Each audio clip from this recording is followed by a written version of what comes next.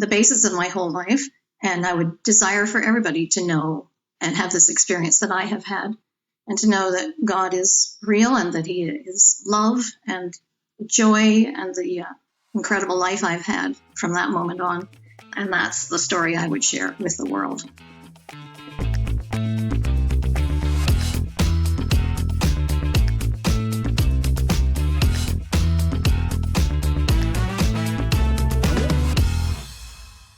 Well, welcome to the podcast. This is AudioLife, where you tell your story in your voice. I am your host, Ashley Marks, and I want to welcome our guest, Sharon Purcell, to the podcast. Sharon, thank you for joining us on AudioLife today. Well, thank you for inviting me. Yes, and let's get started on your story. My first question, if you were to share one story with the world, which would it be and why? The one story that is most important to me is happened about 40 years ago. I had a life-changing experience where I came to know that Jesus was real and not just a figment of my imagination. And my life from that time on was changed. And it was a life of faith in God because I knew He was real. And because of that, I would share that particular story because it's so important to me. It's the basis of my whole life. And I would desire for everybody to know and have this experience that I have had. And to know that God is real and that He is love and joy and the incredible life I've had from that moment on. So that is incredibly important, and that's what my life is all about. And that's the story I would share with the world. Oh, that's awesome. That's great. Can you maybe share some details of that if you want? How you were introduced, or who, if there was someone important in that realization and beginning journey of your faith? I was speaking with my sister, my older sister, and she had already had this experience. And as she was talking about what her life was like and what she had gone through, I began to feel the same. I began to understand what she was talking about, and it was very dramatic because I suddenly felt like I knew that Jesus was real, and I hadn't before. So it was through my sister talking to me about her experience and wanting me to have that same understanding. And it just happened, and then it took off from there. And I never looked back, as they say. And it's been the focus and my whole life has been based on knowing Jesus and following Him and having this incredible life that I can never explain it really, except to say that anybody that I come in contact with, I would pray that they would have this same experience because it's a life of joy and a life of love. So that's pretty much as much as I can tell you. Yes. Yeah, that's wonderful. And so I love that you'll forever have that bond with your sister, not only being your sister, but you have that extra because you never forget that. Thank you for sharing that. Are there tales from your family that have been passed down through generations that you cherish? Yes, there are tales. My mother's side of the family had a particularly an impact on me because they had been living in Hamilton to begin with. My great-grandfather they lived on the mountain, and my great-grandfather built a road up that mountain so that they could get to their house. And they called it Beckett Road, and it's still actually there in Hamilton. I think it's called Beckett Way now, but the road is still there. Mm-hmm. And my grandfather's family were the Becketts, and my grandmother's family were the Baggetts, and they were neighbors, which meant that they lived not beside each other, but maybe a mile apart, because it was that generation where there was a lot of land and big houses and so on, and big farms. Mm-hmm. And there were 4 brothers and a sister in one family, and 4 sisters and 1 brother in the other family. And 3 brothers married 3 sisters of each family. So my grandfather who was a Beckett, married, my grandfather was Alfred Beckett, and he married Genevieve Baggett. And then there were 2 other brothers and 2 other sisters that intermarried. So there were all these marriages and cousins that came from those 2 families. Then my grandfather, that was pretty interesting in its own way. Then my grandfather went out west as a young man and homesteaded, and which meant that he was hacking down the trees and so on in the prairies and planting wheat and all of that. And at that time, the government offered people that homesteaded, they offered land for a very minimal amount of money. I think I couldn't tell you, but that's why he went out there to do that. And then, so he got his land, and then he brought his wife out, and then they started a family. And that family was my mother and my uncles. And so they had their life out on the prairies, and that was pretty interesting. And then after the war, the Second World War, my grandfather moved back or down east again. And he and my parents, so my mom was married at this point, bought a piece of land and built a big house in Lorne Park out in Ontario, and lived together. And so they each had an apartment in this house, or a section that was their own part. And so I grew up knowing my grandparents in a very close way. And I value that relationship very much, because they were very interesting people, and my grandfather had all kinds of hobbies and things that he shared with us. And my grandmother was also very interesting. She did ceramic work, and she did baking and candy making and all kinds of different things. Mm-hmm. So we had all of this interesting life with my grandparents. So that's and all of their brothers and sisters that already lived down here. So it was a very strong family connection, and lots of stories and lots of sharing of their lives with us. So that was very important to me. And, consequently, yeah.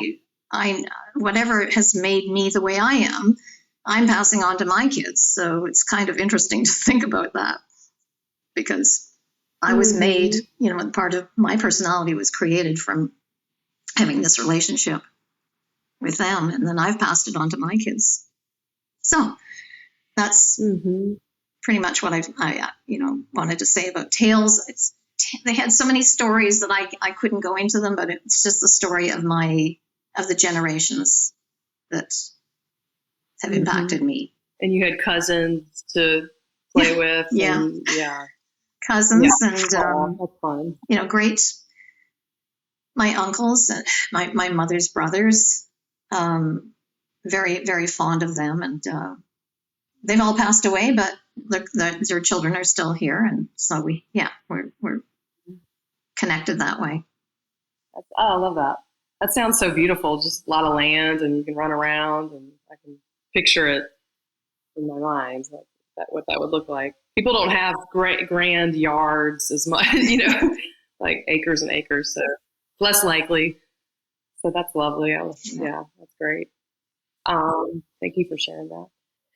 Tell us about an unforgettable adventure or mischievous act from your younger days. Okay, so I was Or both.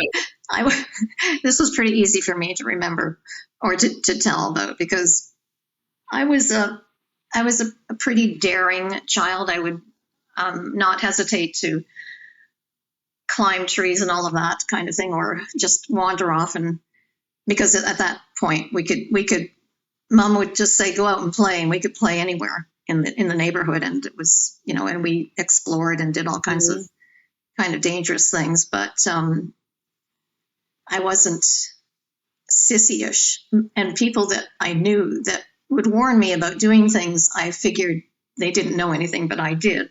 Or they didn't really know what they were talking about, and I didn't care. So one of these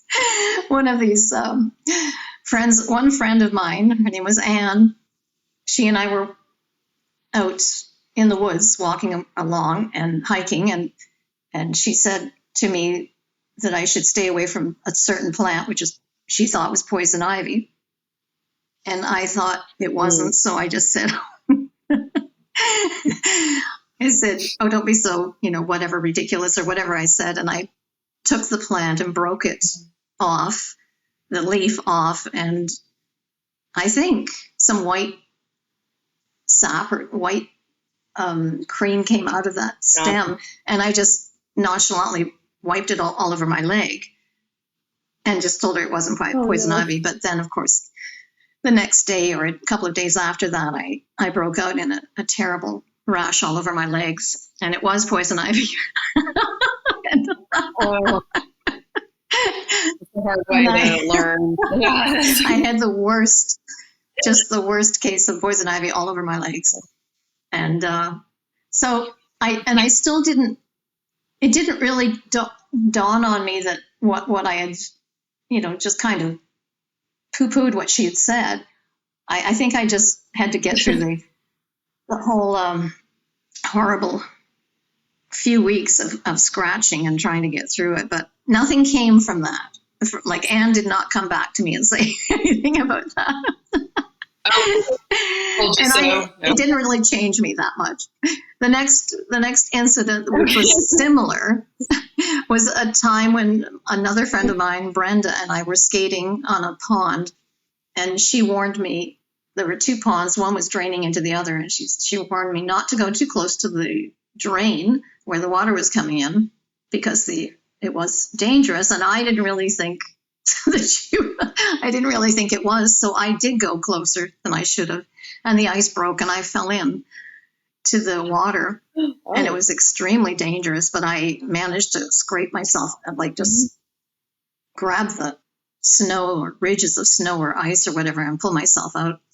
It was a very foolish, dangerous thing that I'd done, but that's the way I was. So those stick out in my mind, because I was a kid that just thought I knew everything, and I didn't want to be a sissy or there was something about my personality which just said, oh, don't be ridiculous, and I just went ahead and did it without being sensible myself. So those stories, when I think about them, I was pretty reckless, but there you go. I lived through them. So there you go. Yeah. As long as when we grow older, we just learn from it. Yes. Yeah. I've had that. Yeah.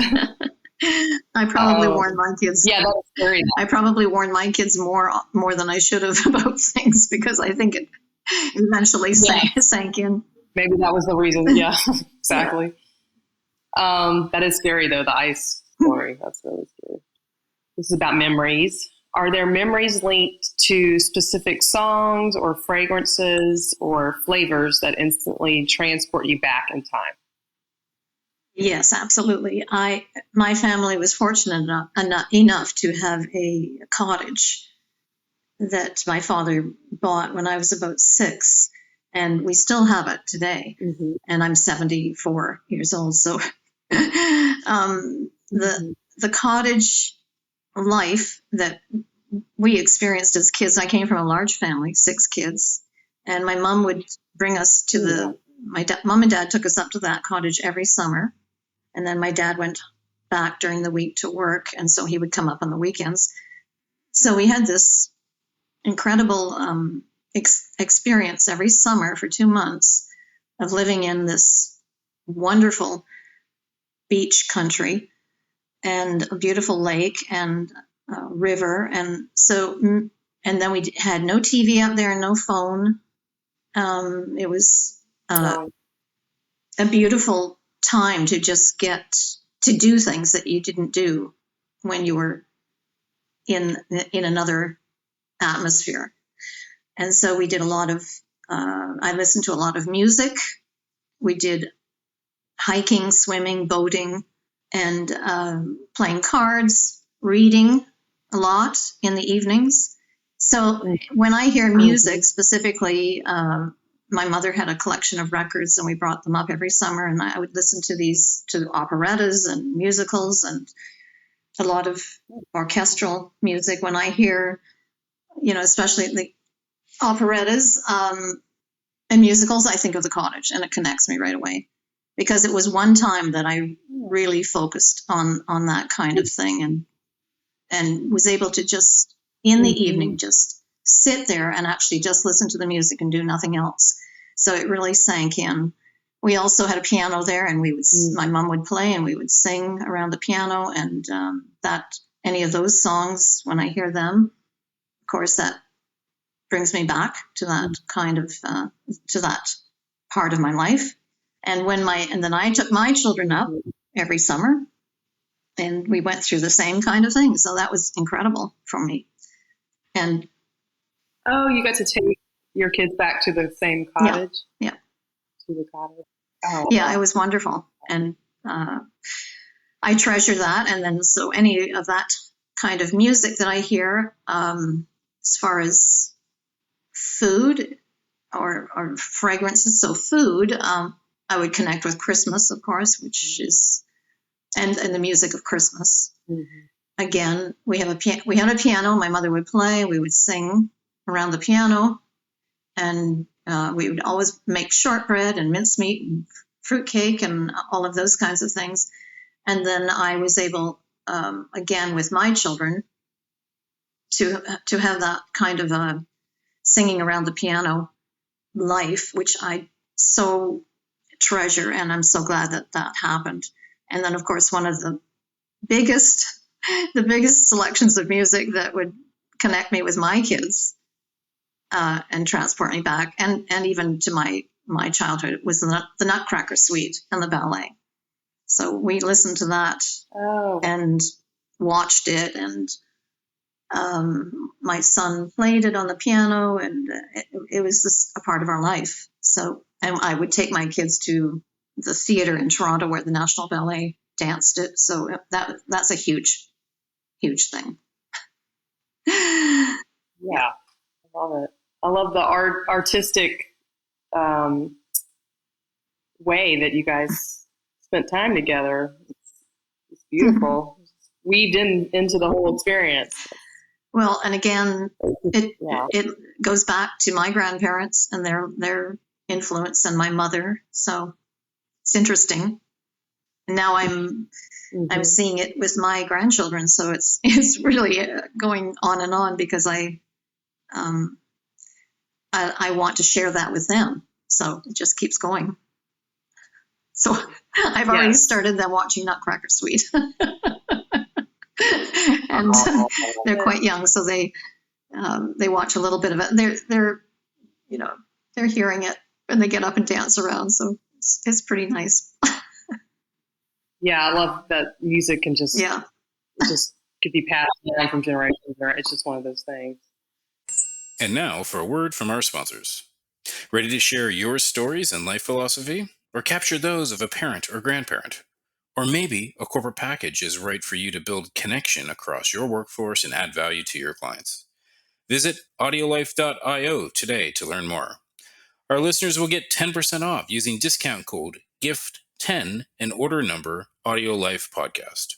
AudioLife, where memories find their voice. Can you recall a particularly challenging phase in your life and how you navigated through it? Well, I would say to begin with, and I'm going to bring another example into this, but I would say to begin with that being a young mother and having bringing up children is challenging, and you're developing as you're going along, as you're training your children and bringing them up, you're developing at the same time, you're growing. And I found it to be an amazing experience, very challenging, but then I think every mother does. And I value it. I value that experience. Watching my children grow up and help trying to nurture their lives in different ways and teach them what I felt was important and allow them to get to a point where they could take off themselves. And now I see my kids are just amazing. I look at them and I think, I can't believe they were just wonderful to begin with. And I was kind of, going along with what I had to do as a mother, but I think they just developed amazingly on their own. I'm just so blessed by it because I just look at them and I think, wow, these kids are amazing. And that's one thing. And another is totally different. So as far as challenging, when I was a child, we had a house fire in our house, and we had my grandparents and 6 kids and my 2 parents all had to get out of the house in the middle of the night. Oh, I know it was, and we actually had to jump the kids who were, I think, my sisters and I, we were sleeping on the top floor of this house, the 3rd floor, and my parents were, and my baby brother. And we had to jump out of a window, which was, I don't know how, it's the 3rd floor of a house. So it was quite high. And my uncle was on the ground and he caught us. And we escaped from the house that way. And then after that, the house pretty much burned down. And so everybody got out. We had to be taken care of by neighbors and friends. And so the whole family separated. That was challenging. I remember to this day, I think I was about 8 years old at the time. And it was difficult to be separated from the family and to understand that, just to get used to another family, living with another family, and then to be able to relate to everybody. We came from a small community, so it was hard everybody was following me around at school and, asking me questions. And it was very strange and difficult at that point to get used to all that. But we made it through. And as far as the bravery goes, I think I would say Mom and Dad were brave because we were just kids. We just followed what happened and did what we were told, did what we had to do. But Mom and Dad lost everything and they had to start over again. And it was, and they did it. And the community and the church and all of our neighbors and so on, they all pitched in and helped. And that was incredible. But it was definitely a difficult time for my parents. And being 8, I wasn't aware of the huge difficulty that they were going through, but I did feel a lot of strangeness in my life. But we got through it and lived. Everybody lived, and we built the house up again, and that was that. So that was huge. It's not something that happens to everybody. Oh, that's amazing. Well, yeah, and just to see how you said your community gathered around, you got the family. Yes, it was beautiful. Just the unity that can come from that. But yeah, I'm sure that's very strange. And thank you for sharing. And I know now because I have faith in God. I know that He protected us, and because we woke up in the middle of the night with this terrific smoke coming up to the 3rd floor, which was suffocating. You couldn't breathe because of the smoke. And the fact that we, actually jumped out the window and my uncle actually caught us, and all of these things that happened, I know that we were being protected. And even though I didn't know what was happening, I know that God was protecting us at that time. I know that now. Well, yeah. At the time, I'm sure, you're not thinking, you're just reacting. Well, yeah, it says he is the protector. So, Yes. Well, you kind of touched on this, but you may have another one, or we can move on. This one is share a story where you or someone you know displayed remarkable courage or triumph against the odds. So obviously, you just shared a huge story. Yeah, I guess I jumped into that question. About really, that. Yeah. No. Yeah. I mean, kind of leads into it, but that I can't think of anything greater than. Yeah. So we're going to go into family and friends and bonds section. And the first question is: recall a family event that stands out for its warmth, laughter, or unexpected occurrences. So I didn't have an answer for that as far as one event. I pretty much thought of the cottage life and what that was, what that whole experience meant to me, and the fact that when we think about the warmth and the laughter, it was an unbelievable way to bond with my brothers and sisters and my mother, who looked after us during the week, in ways that you don't normally do, especially when we went back to our house and we had a phone and we had TV and we had our friends and we had school. It was a whole different life. But when we went to the cottage, there was nothing except playing cards with my brothers and sisters, reading, and the music. And then every day we went swimming. Every day or many days we went hiking and boating and playing together. So that life that we had in the summer, which I now treasure because it meant so much warmth and laughter and just, being in a situation where we had no other resource except our brothers and sisters, and that made it wonderful. And then when I grew up and my father passed away, so I would take my mother there in the summer. That just dawned on me. She took me as a child, and then I took her back every summer, and then my kids. So they had the same experience, and so that for me is huge.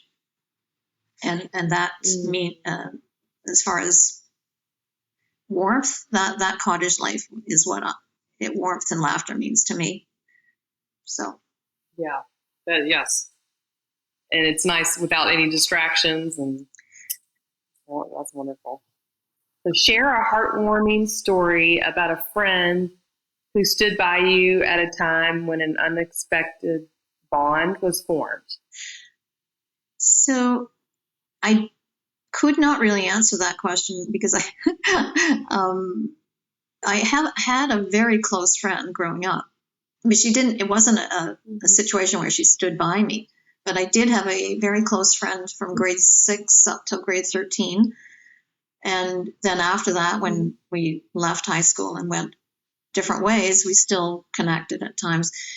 And she was a very dear friend to me, and we did everything together. There wasn't a time when I had to have somebody stand by me, so I couldn't really answer that question in that way. But she will always stand out as being a very big part of my life. So I think that's all I can say about that. We grew up together. We grew up through our teens together, and that was a big thing, and I valued that. So yes, it's nice to have those friends. Which story or memory do you often share with younger generations and hope they remember? And this is again a question that I didn't have an answer for it, because except what I would pass on to my children and my grandchildren is my life of faith. That's and what that means to me, because that's how my life is led now. So it's not some kind of story that I would pass on and hope that they would remember and learn from it. It's really what my life is all about. When I came to know that Jesus is my Savior and that He died for me, then everything in my life changed, and everything is based on that. That's what I want to pass on to my children and my grandchildren, is that Jesus is real. I have a personal relationship with him. He is God. He died for me, and everything comes from that. So that's what I would pass on. Yes, your faith. Yeah. Can you give an example of how that changed? I mean, you've kind of touched on it, but maybe like specifically how that changed you as a person or your outlook, or it's a life of faith in God and who he is, which you learn from reading the Bible and going to a church that is a Bible-based church and teaches you. But basically, the Bible tells us who God is, and it's a matter of reading that and finding out who he is, and then living your life based on who he is and how he guides you through your life now. So it's a life of faith, as opposed to trying to do things yourself and trying to use your own abilities. I still use my abilities. I still am my own self in that way, but I'm transformed in a way, or conformed in a way, to becoming what God wants me to become, which is lined up in the Bible and talked about in the Bible. And so you live according to what the Bible says instead of what the world says. And that's really, really not something people want to hear, because they think it's I don't know, they don't, because the world teaches you to live and have your own rights and try to do your own thing and be, all the things, the good things that you should be. But the Bible teaches us to trust God, and he will teach us how to live and what to be like, which is like him. So we are brought to a place where we learn to know what Jesus, or who he is, and to conform to that image, which is amazing. We are told in the Bible that we are made holy as he is holy, which is amazing to think of. So it's a life of joy and of love. It's challenging. You come to know throughout your life how God is leading you, and to trust him more and more, and to have faith in him, and to know him and love him more and more. So it's an amazing life to live. I kind of put you on the spot there. Thank you for sharing that. You're welcome. I'm glad I could. Let's see. Are there lighthearted or profound tales that encapsulate the essence of the life you've lived? Lighthearted tales. Again, I'm going to just go back to family life. I think that my family, as it was growing up, I distinctly remember sitting around the dinner table and laughing all the time as we ate dinner. Cool. And my older brother would, if I would drink water, quite often he would play tricks on me, like put salt in my water and things like that when I wasn't looking. And I would drink it and spit it out all over the table and those kinds of things. So he was always playing jokes, or trying to do things that he would do over and over. But I would never realize that he was doing it, even though he would do the same thing. I never got wised up enough to think about it. I would just let him do it. He would just do it, and that would be it. So we would laugh a lot. We had a lot of similar interests as children. We were all into athletics, and most of us were into some kind of art or music. So we had a common bond there, and so we grew up just being a very happy family. And I think that is, now I see that family is a big thing that I value so much, and my children and my grandchildren. And I realize that is so important to me. I would never, ever give it up. I would never have wished for anything else except to have children. I had a chance at one point to have a career, and I valued staying home with my children at that point and decided to do that, and I'm glad I did it. So to me, it's the family and passing on to them what is important and what I value. So I'm not sure if I really answered that question properly, but that I don't have a lighthearted story. I just want to say that family is what is important to me, and I'm so blessed to have my 3 children, Judah, Carrie, and Elise, and then my grandchildren, 5 of them, and that's what's so important to me. Mm-hmm. And my extended family, my brothers and sisters, and everybody else. It's just wonderful. So, mm-hmm. And I'm a grandmother, and I love it. A lot of love. Yeah. It's fun. Looking back, is there any story you've shared that gets recounted differently depending on who tells it? I don't really have a specific story that I can think of. There are times that my brothers and sisters and I have talked about our past, and they've had other things to add to the stories that I didn't realize. And I think it was just because they were in a different place than I was. Or they've just remembered it different. They've remembered more than I did, or they've remembered it differently. But there hasn't been a specific one story that's been passed. This is the question was, is there a story that has gotten changed? Is that right? Or yes, recounted or changed depending on. I think especially at my age that.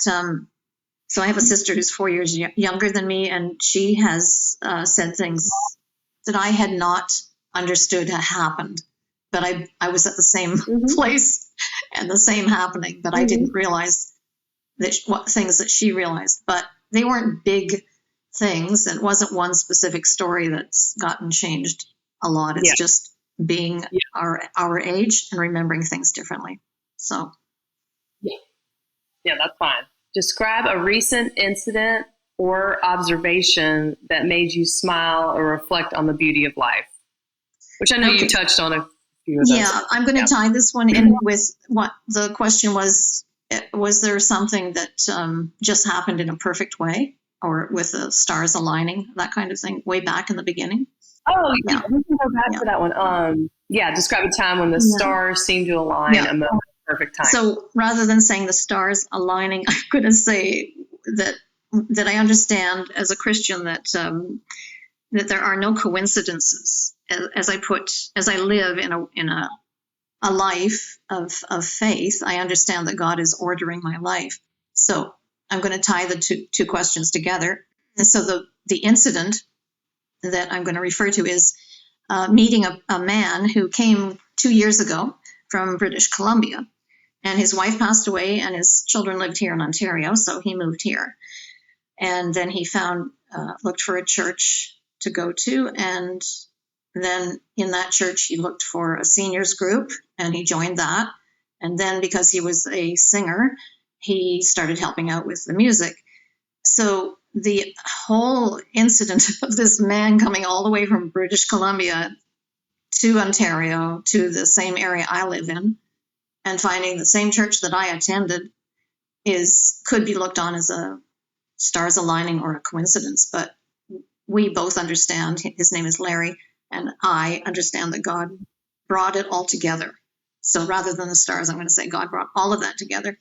And he joined the seniors group, and he was already doing the music when I joined later on and met him. And since I'm actually a singer as well, so he and I started to do some music together, and so that's another thing that lined up. And then we started to share coffees together, and then it went on from there. So at this point we are now engaged.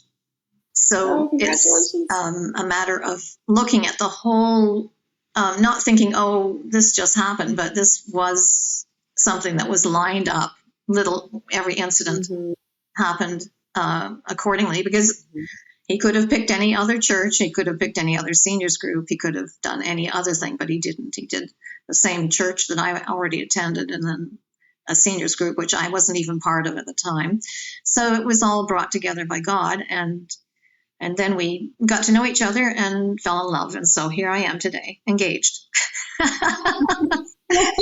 And when I mentioned earlier I was about to go back, or I was about to actually go on CBC, that's in the future, because he wants to go back, and not to live, but he just wants to go back to visit. So I will have a chance to see British Columbia, which I've heard so much about from many, many Canadians. And it's living in Ontario is quite a distance. You may not realize it, but I think it's maybe 4 days of driving if you drive, something like that.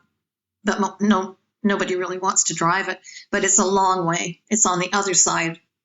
Well, it's on one side of Canada, and I'm in the middle beside Quebec, but I'm still several provinces away from British Columbia.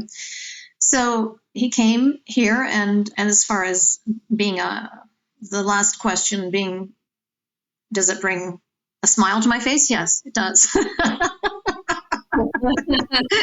Was it lined up? Absolutely. Was it something that was lined up? Yes, and happened in the timing. Yes, it was lined up by God, and it does bring a smile to my face. And so his name is Larry, and we're getting married in February. So that's coming up this February. So that's my answer. Are you getting married where are you getting married? May I ask? Well, in the area that I live in, there's a very old church, and we're going to get married in that area because it's got a lot of history, and it's a lovely old quaint town. So we're getting married there, which is in the Niagara region, just so you can place it. So Niagara region is in around Niagara Falls, but if Niagara Falls is about a half an hour drive from where I live. So we don't usually go there. Okay. We just live in this Niagara region, which is wine country, and the escarpment, which is a big it's a big area that was carved out by earthquakes and so on, and people hike up the escarpment. It's like a big mountain. So this is the area that I live in. It's called escarpment country or wine country, if you want. So this is where I live, and it's pretty fun. Well, so lovely. Yes, that does sound fun. As we conclude, is there a piece of advice wrapped in a personal story you would like to leave us with, basically? Well, again, it goes back to my salvation experience. And so personal story is that my life was turned inside out, upside down. My whole life is based on God and my faith in God, and the fact that he saved me from a place that I was in, which was without him, and brought me into a relationship with him. And I would want everybody that I come in contact with to know this kind of life. So that's what my life is about, and that's what I want to share. So that's my last little. It's not anything that I've done. It's all God, and he is everything to me. Sharon, I just want to thank you for being on AudioLife and sharing all these beautiful memories and stories with us. And thank you again. Well, thank you, Ashley. It's been quite an experience. A good one. But you've been very easy to talk to, and so thank you so much. That's so nice. I may have rambled a little bit. I'm sorry? I said that's so nice to hear. You did not ramble at all. Well, no. That's very good, because I tend to. If you like what you heard today, consider recording your own AudioLife private podcast or giving one to a loved one for a unique and memorable gift. Today, AudioLife listeners will receive 10% off using discount code GIFT10 and order number AudioLife Podcast. Also, remember to rate our show and subscribe so you'll never miss an episode.